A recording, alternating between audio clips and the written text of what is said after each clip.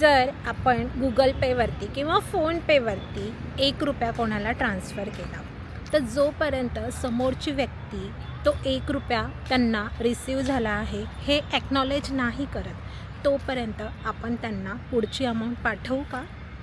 आपण त्यांना ₹10, ₹100, ₹10,000 किंवा 1,00,000 पाठवू का? नाही ना. जोपर्यंत ॲक्नॉलेजमेंट नाही मिळत तोपर्यंत आपण वेट करतो, बघतो की समोरचा रिस्पॉन्ड करत आहे की नाही.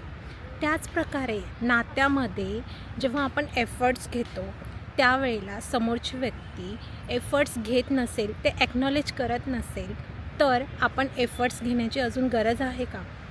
आपण काय करतो, समोरच्या व्यक्तीला जेव्हा आपण एकदा एफर्ट्स घेतो तेव्हा त्याच्यावरती डिपेंड होऊन जातो की तीसुद्धा त्याच प्रकारे एफर्ट्स घेईन, नोटीस करेन.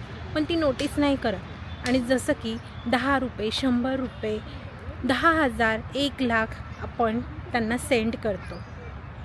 समोरच्या व्यक्तीला एफर्ट्स घेऊ द्या, त्यांना ॲटलिस्ट नोटीस करू द्या की तुम्ही एफर्ट्स घेत आहात रिलेशनशिपमध्ये.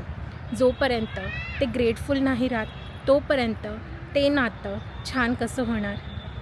म्हणूनच ज्या वेळेला तुम्ही म्हणता ना की मी सगळं काही करते पण समोरची व्यक्ती काहीच करत नाही, या नात्यामध्ये दोघांनी एफर्ट्स घेण्याची गरज आहे.